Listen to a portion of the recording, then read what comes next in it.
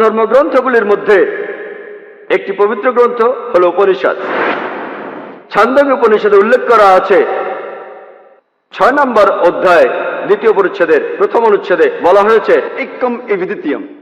এটা একটা সংস্কৃত উদ্ধৃতি যার অর্থ স্রষ্টা মাত্র একজনই, দ্বিতীয় কেউ নেই। এটার উল্লেখ আছে শ্বেতাসূত্র উপনিষদে 6 নম্বর অধ্যায়ের 9 অনুচ্ছেদে। न चास्य कसिज जनिता न चदीपा। তার কোনো প্রভু নেই, তার কোনো মালিক নেই, সর্বশক্তিমান স্রষ্টার কোনো বাবা মা নেই, তার কোনো মা নেই, তার কোনো বাবা নেই, তার চেয়ে বড় কেউ নেই। এটার উল্লেখ আছে শ্বেতাসূত্র উপনিষদের 4 নম্বর অধ্যায়ের 19 অনুচ্ছেদে, न तस्य प्रतिमा अस्ति। যার অর্থ স্রষ্টার কোনো প্রতিকৃতি নেই, সর্বশক্তিমান স্রষ্টার কোনো প্রতিমূর্তি নেই। এছাড়া বলা হয়েছে শ্বেতাসূত্র উপনিষদে 4 নম্বর অধ্যায়ের 20 নম্বর অনুচ্ছেদে, স্রষ্টা হলেন নিরাকার, কেউ তাকে চোখ দিয়ে দেখতে পায় না, কেউ চোখ দিয়ে তার আকৃতি দেখতে পায় না। আর হিন্দু ধর্মগ্রন্থগুলির মধ্যে সবচেয়ে জনপ্রিয় হল ভগবদ গীতা। এটার উল্লেখ আছে ভগবদ গীতায় 7 নম্বর অধ্যায়ের 20 নম্বর অনুচ্ছেদে।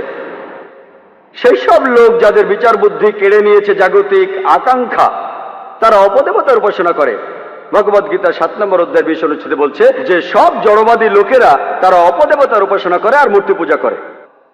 হিন্দু ধর্মগ্রন্থগুলির মধ্যে সবচেয়ে পবিত্র হল বেদ।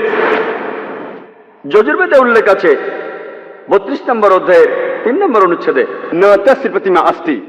স্রষ্টার কোনো প্রতিমূর্তি নেই, সর্বশক্তিমান ঈশ্বরের কোনো প্রতিমূর্তি নেই, তিনি কখনো জন্মাননি, তারই উপাসনা করা উচিত। যজুর্বেদে উল্লেখ করা আছে 40 নম্বর অধ্যায়ের 8 নম্বর অনুচ্ছেদে, সর্বশক্তিমান ঈশ্বর নিরাকার এবং পবিত্র। যজুর্বেদে আরো উল্লেখ আছে 40 নম্বর অধ্যায়ের 9 অনুচ্ছেদে, अंधात्म प्रविशन्ति या असंभूति उपास्ते। আন্ধাত্মা, যার অর্থ অন্ধকার, প্রবিশান্তি অর্থ প্রবেশ করা, আর আসাম্বতি অর্থ প্রাকৃতিক বস্তু যেমন আগুন, বাতাস, পানি। তাহলে যজুর্বেদে 40 অধ্যায় 9 অনুচ্ছেদ বলছে তারা অন্ধকারে প্রবেশ করে যারা প্রাকৃতিক বস্তুর পূজা করে, যেমন আগুন, পানি, বাতাস ইত্যাদি। এখানে আরো উল্লেখ আছে তারা আরো অন্ধকারে প্রবেশ করে যারা পূজা করে সাম্মতি, অর্থাৎ মানুষের তৈরি বস্তু যেমন টেবিল, চেয়ার, মূর্তি ইত্যাদি। এছাড়াও উল্লেখ আছে অথর্ববেদে 20 নম্বর গ্রন্থ 58 নম্বর অনুচ্ছেদের 3য় পরিচ্ছেদে, देव महाअसि। সৃষ্টিকর্তা হলেন সুমহান। আর বেদগুলির মধ্যে সবচেয়ে পবিত্র হল ঋগ্বেদ।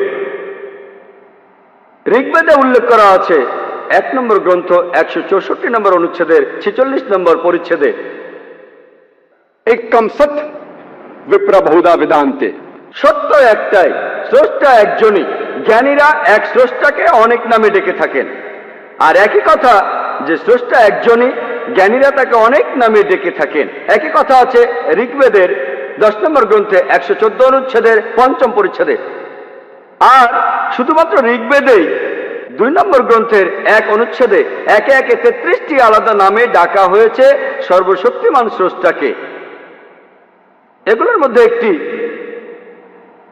উল্লেখ আছে ঋগ্বেদের 2 নম্বর গ্রন্থ 1 অনুচ্ছেদের 2য় পরিচ্ছেদে, সেটা হলো ব্রহ্মা। ব্রহ্মা শব্দটার অর্থ সৃষ্টিকর্তা। শব্দটার যদি আরবি করেন অর্থ দাঁড়ায় খালিক। মুসলমানদের কোনো আপত্তি থাকবে না যদি কেউ বলে সর্বশক্তিমান ঈশ্বর হলেন খালিক বা সৃষ্টিকর্তা। কিন্তু যদি কেউ বলে সর্বশক্তিমান ঈশ্বর সৃষ্টিকর্তা, তার 4টি মাথা আছে, প্রত্যেক মাথায় একটি করে মুকুট, আমরা মুসলমানরা প্রবল আপত্তি জানাবো। এছাড়াও আপনি শ্বেতাসূত্র উপনিষদের বিরুদ্ধে যাচ্ছেন। 4 নম্বর অধ্যায়ের 19 অনুচ্ছেদে বলা হয়েছে न तस्य प्रतिमा अस्ति। স্রষ্টার কোনো প্রতিমূর্তি নেই।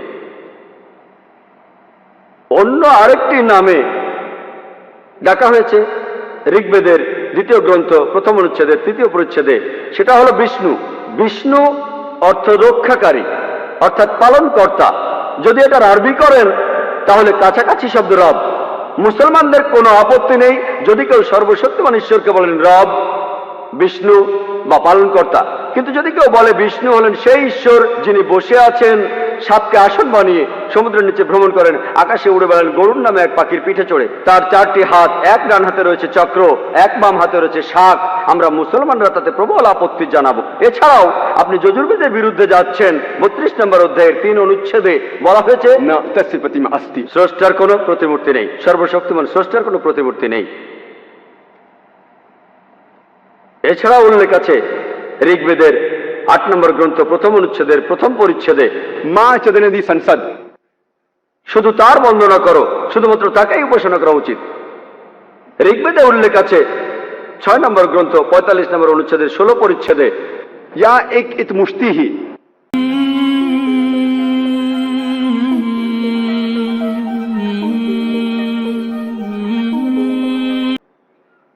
শুধু তার বন্দনা করো, শুধুমাত্র তাকেই উপাসনা করা উচিত।